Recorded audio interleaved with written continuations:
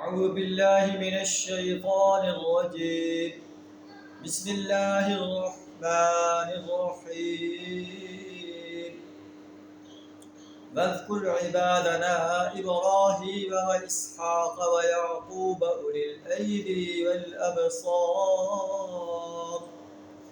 إنا أخلصناهم بخالصة ذكر الدار وإنهم عندنا لمن المصطفين الأخيار صدق اللہ العظیم۔ سورہ صاد آیت نمبر 45 تا 47 آپ کے سامنے تلاوت ہوئی۔ ان آیات کا ترجمہ کوشش کریں۔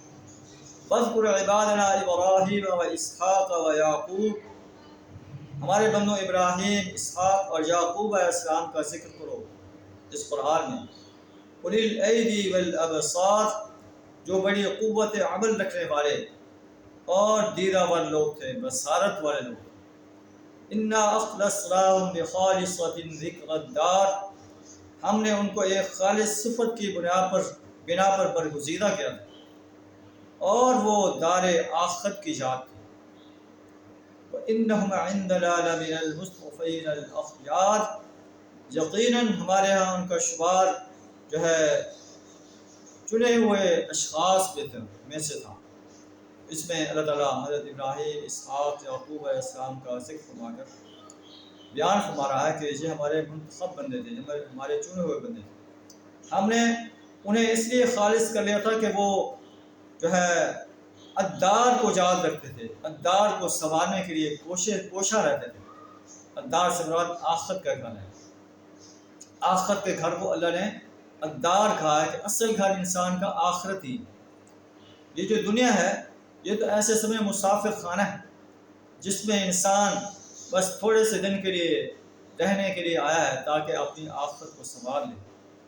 اگر اپنے اس مسافر خانے میں وہ سمجھتا ہے کہ میں ہمیشہ اس میں قیام کروں گا اور اس کو حسین سے حسین تر بنانے کے لیے دن رات ایک کر دیتا ہے، صبح سے لے کر شام تک دولت کمانے کے نشے میں، دنیا بنانے کے نشے میں سرشار رہتا ہے اور اصل گھر کو سنوارنے کی کوشش نہیں کرتا، تو اس سے زیادہ جو ہے احمق انسان اور کوئی نہیں ہو سکتا۔ کیونکہ دنیا کی چند روزہ زندگی کو وہ سنوارنے کے لیے کوشاں رہتا ہے، اور آخرت جو ہمیشہ کا گھر ہے، جو اصل گھر ہے، اس کو سنوارنے کے لیے کوئی تگ و دو نہیں کرتا، کوئی کوشش نہیں کرتا، اللہ کو راضی کرنے کے لیے کوئی کوشش نہیں کرتا۔ اللہ نے جو اسے مقصد زندگی عطا فرمایا ہے کہ کنتم خیر امۃ اخرجت للناس، تم ایک بہترین امت، تمہیں انسانوں کے لیے میدان عمل میں لایا گیا، تأمرون بالمعروف وتنہون عن المنکر، تمہیں انسانیت کو نیکی کا حکم کرنا ہے، برائی سے روکنا ہے۔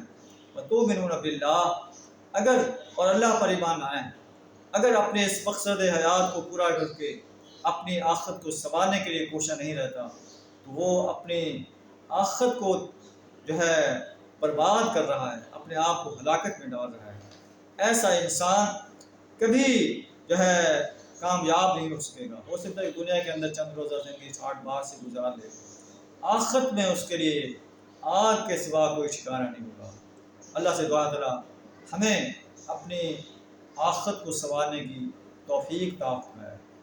دنیا کا جو تھوڑا سا وقت ہے، اس وقت کو جو ہے اللہ اور اس کے دین کو غالب کرنے کے لیے، ایمان اور عمل صالح سے اپنے آپ کو راستہ کرنے کے لیے خرچ کرنے کی توفیق عطا فرمائے۔ وآخر دعوانا الحمد للہ رب العالمین۔